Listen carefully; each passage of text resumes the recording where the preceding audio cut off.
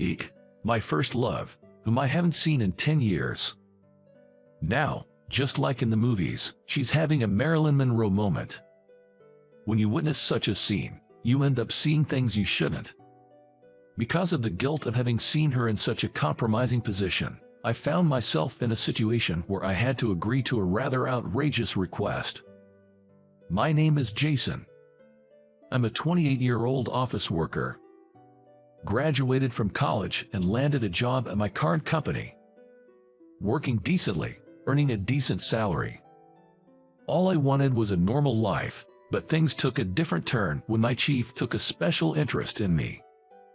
Hey, Jason, get over here now, you slacker. The one summoning me again today is my manager, Robert. He's an old geezer, married with kids. Yes, what is it, sir? What do you mean, what is it? Why didn't you come when I called you immediately? Every time something doesn't go with his way, he uses me as his verbal punching bag.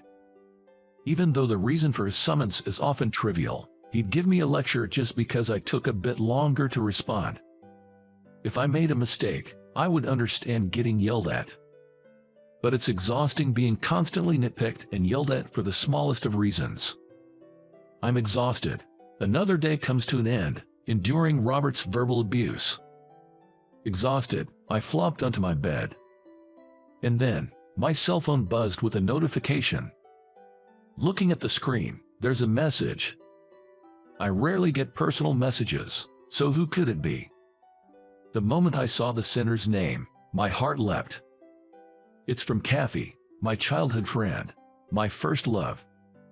I'd played with her since I could remember. Our houses were next to each other. Unlike my average family, Kathy came from an upper-class household. Her father is the CEO of an export-import company, and they lived in a huge house next door. We used to play together in the neighborhood, and she would occasionally invite me over. But as we entered middle school, things changed. Though we were childhood friends, we sometimes walked home together. Often, Kathy would talk honestly with me. Kathy was a long-haired girl with an authoritative aura, always taking charge. She was the center of the class, even a member of the student council. An all-rounder, she was also in the school band, the picture-perfect rich girl. But I knew the truth. Kathy was anything but a typical rich girl. She was blunt, casual, and quite a tomboy. I'm so done. I'm sick of pretending for my parents. Why do I have to choose activities based on their wishes? I'm not my dad's copy. On the way home as the sun began to set, she made remarks that would surely shock our classmates if they heard. The sight of Kathy she shows only to me was just like any other ordinary girl. If you feel that way, you should stand up to them. It's the age for it, after all. If I do, they'll lock me up at home. I'd hate that. Kathy's parents were strict. Being the CEO and his wife, they were bound to be, but they put a lot of pressure on Kathy. As a result, her true nature was rebellious. An unseen rebellion, maybe that's the best way to put it. It seemed like her own way of rebelling. If she had to keep up the pretense both at home and outside, it's no wonder her personality became this way. So, I became her refuge where she could be her true self. Their friendship continued, even after we went to different high schools, after Kathy enrolled in an elite all-girls school. It wasn't much, just hanging out on weekends. But the nature of our outings changed a lot. Ha, take that, all right. Turns out Kathy was always at the arcade near my place. And she was dolled up, in flashy clothes, a far cry from the refined lady image she portrayed at school. She said it was her way to blow off steam. She always seemed to enjoy video games anyway. But there were some rough-looking guys frequenting that arcade. Whenever one of them tried to hit on her, she'd use me as an excuse, calling me her boyfriend and bodyguard. Truth be told, I was never really the bodyguard type. Because Kathy, with her innate social skills, quickly befriended those rough guys, and would even thrash them in fighting games. Kathy's so darn good at these games. Your boyfriend sure isn't though. I'm not really into games, alright. Those guys liked Kathy and believed that I was her boyfriend, so they never made a move on her. Jason is just too weak to be any competition. You're good at studies, sports, and even video games. What are you, some kind of genius? On our way back from the arcade, I was always astounded by Kathy's skills. She'd joke, "I've been practicing in secret." We kept up this charade of pretending to be a couple. But the truth was, I had feelings for Kathy. But I never had the guts to confess, and I always felt I wasn't good enough for her. Moreover, I didn't want our current relationship to end. Throughout our high school years, we frequently went to the arcade on our dates. But after starting college, I stopped hearing from Kathy. I heard rumors. She got involved with a bad guy or had a fallout with her parents, but I knew all of those were lies. Kathy wouldn't do something so foolish. She probably moved to New York or found a boyfriend. Thinking all this, time flew by. Then, a message from Kathy after 10 long years. And her tone was just as casual as before. "Hey Jason, got a favor to ask, can you play my boyfriend again?" I chuckled at her unchanged attitude and replied, after a 10-year silence, "You ask the same thing. Aren't there better candidates than me?" I kept my tone light, just like before. Soon, her reply came, "Your messages are still the same, comforting. I want to talk, can we meet up?" I was taken aback. A lot changes in a woman in 10 years. The Kathy in my mind was still on the cusp of girlhood. But at 28, she'd be a full-fledged woman. Could I act the same in front of her now? Though I worried. Long time no see, Jason. There was no need for concern. Sure, Kathy had turned into a beauty. She'd cut her hair to a medium length and dyed it brown, which was surprising. She looked stunning, with her flawless skin, elegant makeup, and a lovely dress, far from the school uniform look. Any guy would surely be smitten. But inside, she was still the Kathy I knew. Somehow, it felt incredibly nostalgic, and I was able to act the same way I used to without even thinking about it. "It's been a while. You haven't changed a bit, although your appearance has." Of course, I've changed after 10 years, but you, Jason, haven't changed at all. As we chatted, we entered a diner. The diner we used to frequent during our student days was no longer there, but this one had kept the same interior, making it feel oddly nostalgic. "So, why did you ask for something like that? You must have a boyfriend, right?" "No way. Everyone runs away once they get to know the real me." I can see that. You turn into a demon when you're angry." Ouch. I was about to say something when I got a swift kick under the table. "That's what I'm talking about," I thought, giving her a look, but Kathy pretended not to know what I meant. "My dad, he's been trying to set me up with someone without asking me, I guess because I hadn't gotten a boyfriend yet." "Well, your dad is a strict person." "That's right, and even though I've been saying no forever, he went ahead and set up a meeting for a potential match. Isn't that too much?" I got so mad that I blurted out, "I have a boyfriend, so don't do anything weird." Kathy's eyes were distant. While it might be a typical story for a young lady, it's definitely not okay to arrange a meeting without considering the person's feelings. It's no wonder Kathy was angry. But apparently, the other party wasn't deterred even after hearing she had a boyfriend. "He said he was better than my boyfriend, as if he could compare to you, Jason. So, please, just this once, just pretend to be my boyfriend one more time." Kathy said that, her head bowed, almost as if she were about to kneel on the table. But I couldn't answer her right away. This wasn't just some childhood play acting. If we mess this up, it could cause trouble for Kathy. "Let me think about it." So I said. Kathy looked a bit sad, but she smiled and said, "That makes sense. It's natural to want some time to think." Sorry, I got ahead of myself. Even though she smiled, it was awkward. I broke the tension by suggesting, "Shall we go outside?" and we both left the diner. But it was still awkward. What should I do? I was thinking about it while we walked. Aha. Whoa. Suddenly, her dress blew up. Like Marilyn Monroe's iconic scene. She held her skirt down with all her might. It was like something out of a movie. Looking closer, I noticed she was standing over an air vent. She must have unknowingly walked over it, and unfortunately, the wind blew through. The wind stopped, and her skirt returned to normal.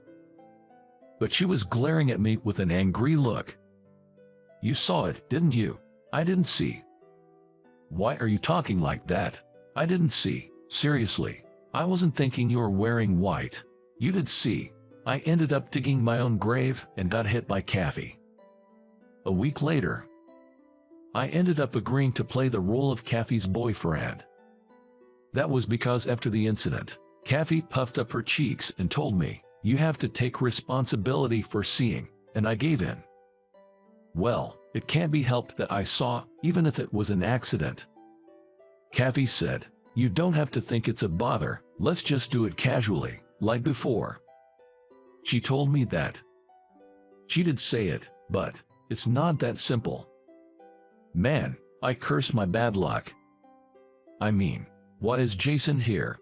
Turns out, my potential date was none other than the son of my annoying manager, Robert, named Derek. And naturally, Derek's dad, Robert, was there too. I had a bad feeling about this. I am dating Kathy. When I confidently said that, Robert, even before sitting down, pointed at me and blurted out, "What? A loser like you? Are you blackmailing Kathy or something? She deserves better. Everyone at the company knows you're useless. You're just a scumbag who can't vent his frustrations without taking it out on others." I wanted to retort that he was the one being described, but I held back. I was amazed he could say such things before our date even started. Kathy looked taken aback. Sadly, it seemed Robert's domineering attitude wasn't just professional, Derek had inherited it. As soon as the day began, Derek wouldn't let me get a word in edgewise and started boasting about his accomplishments without being asked. Granted, on paper, he seemed impressive, but in between his boasts, he'd look down on me and say in tune with his father, "I can make you happier than he can. I bet you've had a hard time with a guy like that. Don't worry, I'll take care of everything." When he said that, even Kathy's father, Tom, was taken aback. They may want to put me down and raise their stock, but they are just sinking, and fast. They don't even realize how fast they are plummeting, like they are diving through the earth and into outer space.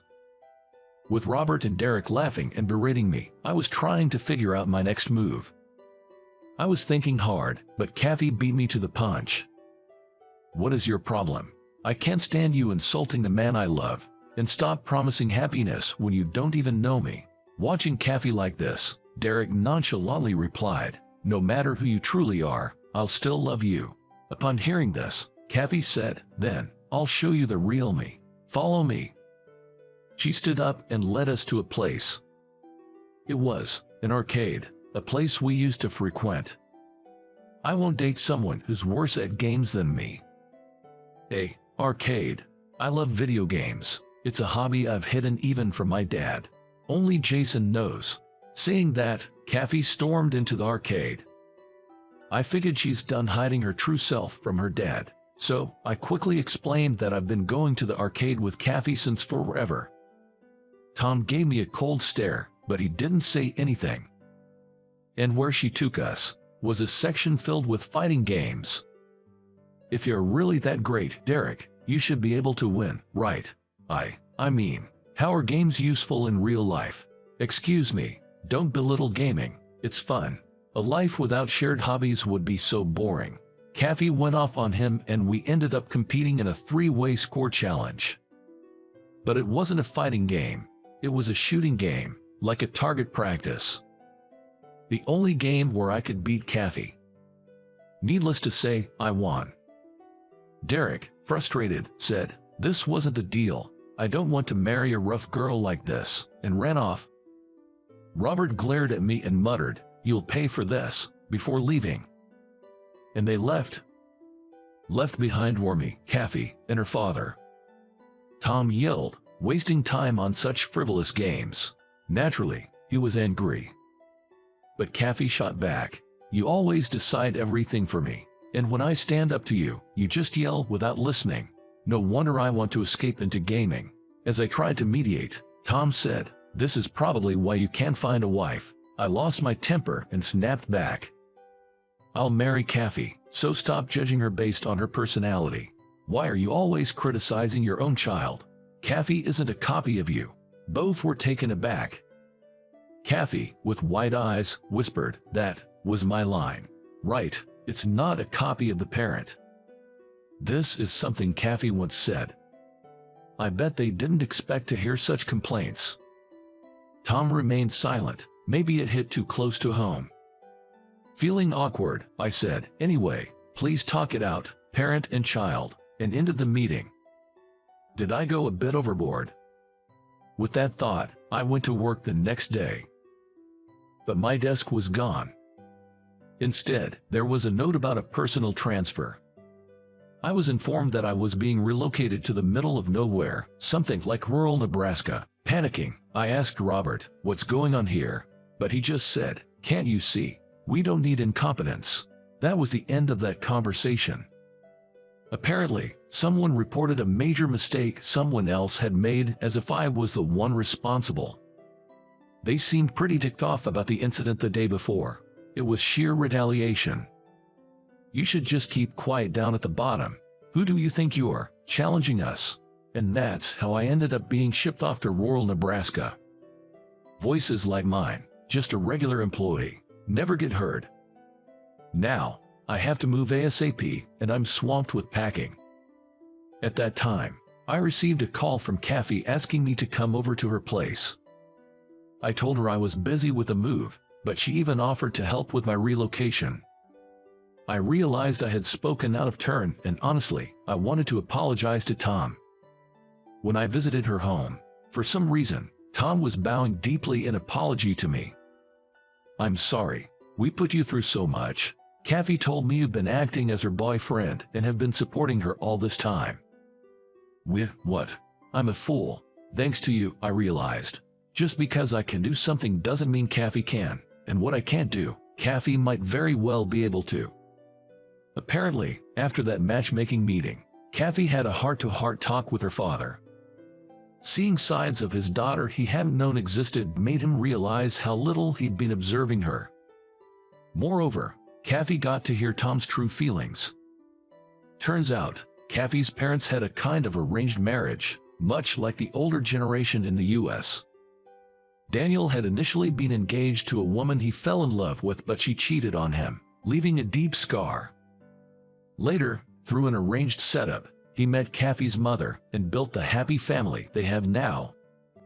That's why Tom thought an arranged marriage isn't bad, and I found more happiness in that than in a love marriage. Kathy said she had a boyfriend, but what if she ended up abandoned like me?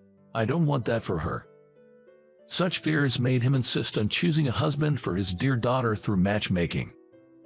While that's not something to be praised, at the core of Tom's actions was a strong desire to protect his daughter. I hope you'll continue to be by my daughter's side. You're the only one who truly sees her. For the first time, I felt acknowledged by Kathy's family. But I'm being relocated to Nebraska soon. When I told Kathy, she looked shocked and seemed to understand the situation. It's not to atone, but if you're open to it, how about working for us? Excuse me. Exactly. Instead of staying at a company with such a terrible boss, why not come to ours? I wondered if it was all right to think like that, but honestly, I had been considering switching jobs. If I'm going to be demoted anyway, maybe it's all right to just quit. Thinking like that, I surprisingly said, in that case, I appreciate the offer, and switched jobs. Having worked in sales for a long time, I got along at the new company more than I expected, but that's a story for another day. Later on, I heard that Robert got demoted in my place, but I don't really care about that anymore. By the way, we officially started dating. Well, after all, I had declared my intentions, even saying I'd marry her. It's the first time we've walked together as a couple. True that. Doesn't feel much different, though. You always say stuff like that. Saying that, Kathy accompanied me on my way home. For the first time since becoming a couple, we walked hand in hand. I wished we could have done this sooner. If I had been braver, maybe I wouldn't have had to pretend to be her boyfriend. So, I won't hesitate anymore. Hey, Kathy. What? I love you. It's about time you told me. Both of us said that and walked hand in hand, laughing together.